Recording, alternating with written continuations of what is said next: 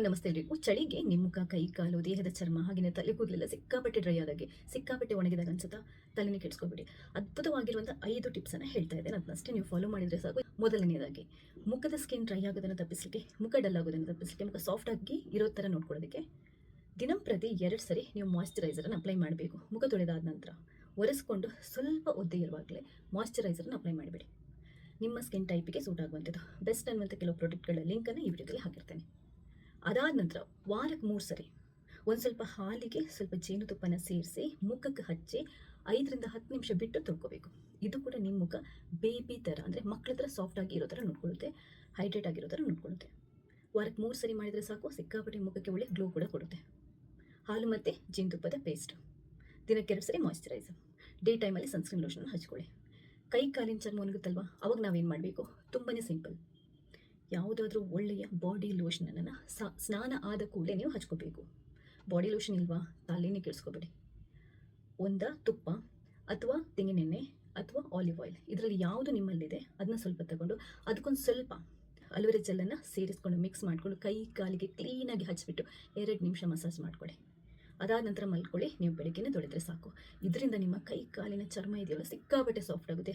ಇನ್ನೂ ಒಂದು ಟಿಪ್ಸ್ ಹೇಳ್ತೀನಿ. ಅದೇನು ಅಂತಂದರೆ, ಅಟ್ಲೀಸ್ಟ್ ವಾರಕ್ಕೆ 1 ಸರಿ ಸ್ವಲ್ಪ ಸಕ್ಕರೆನ ಚೆನ್ನಾಗಿ ಪುಡಿ ಮಾಡ್ಕೊಳ್ಳಿ. ಅದಕ್ಕೆ ಸ್ವಲ್ಪ ತೆಂಗಿನೆಣ್ಣೆ, ಆಲಿವ್ ಆಯಿಲ್, ಏನು ಇಲ್ವೋ ತುಪ್ಪನ ಸೇರಿಸ್ಕೊಂಡು ಪೇಸ್ಟ್ ಮಾಡಿಕೊಂಡು ಕೈ ಕಾಲಿಗೆ ಚೆನ್ನಾಗಿ ಹಚ್ಚಿಬಿಟ್ಟು ಒಂದು ಸ್ವಲ್ಪ ಮಸಾಜ್ ಮಾಡಬೇಕು. ನೋಡಿ, ಈ ಥರ ಸ್ಕ್ರಬ್ ಮಾಡಬೇಕು. 2 ನಿಮಿಷ ಜೆಂಟಲಾಗಿ ಸ್ಕ್ರಬ್ ಮಾಡಿ ತೊಳ್ಕೊಂಡ್ಬಿಡಿ. ಇದು ಕೂಡ ಡೆಡ್ ಸ್ಕಿನ್ನನ್ನು ರಿಮೂವ್ ಮಾಡಿ ಸ್ಕಿನ್ ರಫ್ನೆಸ್ಸನ್ನು ಕಮ್ಮಿ ಮಾಡಿ ನಿಮ್ಮ ಸ್ಕಿನ್ ವಿಂಟರ್ ಟೈಮಲ್ಲಿ ಸೂಪರಾಗಿ ಮಕ್ಕಳ ಸ್ಕಿನ್ ಥರ ಸಾಫ್ಟ್ ಆಗಿರೋ ಥರ ನೋಡ್ಕೊಳ್ಳೋದೆ. ಸೊ ಕೈಕಾಲಿದಾಯಿತು. ಇಡೀ ದೇಹಕ್ಕೆ ನೀವು ಡ್ರೈ ಆಗುತ್ತೆ ಅಂತಂದರೆ ಬಾಡಿ ಲೋಷನ್ ಹಚ್ಕೋಬೋದು. ಬಾಡಿ ಲೋಷನ್ ಇಲ್ಲ ಅಂತಂದರೆ ತೆಂಗಿನೆಣ್ಣೆ, ತುಪ್ಪ ಅಥವಾ ಆಲಿವ್ ಆಯಿಲ್ ಯಾವುದನ್ನು ಬೇಕಾದರೂ ಹಚ್ಕೋಬೋದು. ಅದಕ್ಕೆ ಸ್ವಲ್ಪ ನೀವು ಅಲೋವೆರಾ ಜೆಲ್ಲನ್ನು ಸೇರಿಸಿದರೆ ಸೂಪರಾಗಿ ಸ್ಕಿನ್ ಹೈಡ್ರೇಟ್ ಆಗುತ್ತೆ, ಸ್ಕಿನ್ ಗ್ಲೋ ಬರುತ್ತೆ, ಸ್ಕಿನ್ ಸಾಫ್ಟ್ ಆಗುತ್ತೆ, ಮಕ್ಕಳ ಸ್ಕಿನ್ ಥರ ನಿಮ್ಮ ಸ್ಕಿನ್ ಆಗುತ್ತೆ. ತಲೆನೇ ಕೆಡಿಸ್ಕೊಳ್ಳುವಂಥ ಅವಶ್ಯಕತೆ ಇಲ್ಲ. ಇವಾಗ ತಲೆ ಕೂದಲು ಡ್ರೈ ಆಗುತ್ತಲ್ವಾ, ಏನು ಮಾಡೋದು? ತುಂಬಾ ಸಿಂಪಲ್.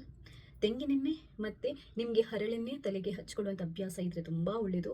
ಶೀತ ಆಗಲ್ಲ, ಕೋಲ್ಡ್ ಆಗಲ್ಲ ಅನ್ನುವಂಥವ್ರು ತೆಂಗಿನೆಣ್ಣೆಗೆ ಸ್ವಲ್ಪ ಹರಳೆಣ್ಣೆನ ಮಿಕ್ಸ್ ಮಾಡ್ಕೊಂಡು ಒಂಚೂರು ಬಿಸಿ ಮಾಡಿಕೊಂಡು ಹಚ್ಬಿಟ್ಟು ವಾರಕ್ಕೆ 2 ಸರಿ ಹಚ್ಬಿಟ್ಟು 2-3 ನಿಮಿಷ ಮಸಾಜ್ ಮಾಡ್ಕೋಬೇಕು. ಅದಾದ ನಂತರ ತಲೆ ಸ್ನಾನ ಮಾಡಬೇಕು. ಇದರಿಂದ ತಲೆ ಕೂದಲು ಡ್ರೈ ಆಗೋದು ತಪ್ಪುತ್ತೆ.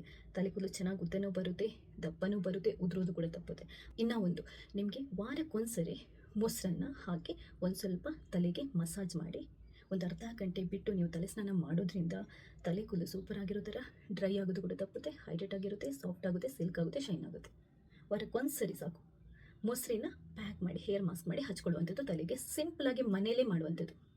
ನಿಮ್ಗೆ ಇದೆಲ್ಲ ಮನೆಯಲ್ಲಿ ಮಾಡಲಿಕ್ಕೆ ಕಷ್ಟ ಆಗುತ್ತೆ ಅಂತಂದರೆ ನಿಮಗೆ ಬೆಸ್ಟ್ ಬಾಡಿ ಲೋಷನ್ದು ಲಿಂಕ್ ಹಾಕಿರ್ತೇನೆ, ಮಾಯ್ಶ್ಚರೈಸರ್ದು ಲಿಂಕ್ ಹಾಕಿರ್ತೇನೆ. ನಿಮ್ಮ ಸ್ಕಿನ್ ಟೈಪಿಗೆ ಸೂಟ್ ಆಗೋದನ್ನು ತಗೊಳ್ಳಿ. ಎಲ್ಲ ಬ್ರ್ಯಾಂಡಲ್ಲಿ ಎಲ್ಲ ಸ್ಕಿನ್ ಟೈಪ್ ಅವರಿಗೆ ಆಗುವಂಥ ಮಾಯ್ಶ್ಚರೈಸರ್ ಇರ್ಬೋದು, ಬಾಡಿ ಲೋಷನ್ ಇರ್ಬೋದು ಇರುತ್ತೆ. ಆಯಿಲ್ ಸ್ಕಿನ್, ಡ್ರೈ ಸ್ಕಿನ್ ಈ ಥರ ಸಪ್ರೇಟ್ ಆಗಿರುತ್ತೆ. ಎಲ್ಲದರದ್ದು ಲಿಂಕ್ ನಾನು ಹಾಕ್ಲಿಕ್ಕಾಗಲ್ಲ. ಕೆಲವೊಂದು ಬೆಸ್ಟದು ಹಾಕ್ತೀನಿ. ನಿಮ್ಮ ಸ್ಕಿನ್ಗೆ ಸೂಟ್ ಆಗುವಂಥದ್ದನ್ನು ನೀವು ಬೈ ಮಾಡಿ. ಬಾಡಿ ಲೋಷನ್, ಮಾಯ್ಶ್ಚರೈಸರ್ ಇದೆರಡೂ ಹಾಕಿರ್ತೀನಿ. ಆಲಿವ್ ಆಯಿಲ್ ಅಥವಾ ನಿಮಗೆ ಆರ್ಗ್ಯಾನಿಕ್ ತೆಂಗಿನೆಣ್ಣೆದು ಬೇಕಾದರೂ ಲಿಂಕ್ ಹಾಕಿರ್ತೇನೆ, ಅಲೋವೆರಾ ಜೆಲ್ದು ಹಾಕಿರ್ತೇನೆ. ಸೊ ಇಷ್ಟೇ. ಈ ಸಿಂಪಲ್ ಟಿಪ್ಸನ್ನು ಫಾಲೋ ಮಾಡಿದರೆ ಚಳಿಗಾಲದಲ್ಲಿ ನಿಮ್ಮ ಸ್ಕಿನ್ ಹಾಳಾಗುತ್ತೆ ಅನ್ನುವಂಥ ಟೆನ್ಷನೇ ಇಲ್ಲದೆ ನೀವು ಆರಾಮ್ಸೆ ಇರ್ಬೋದು.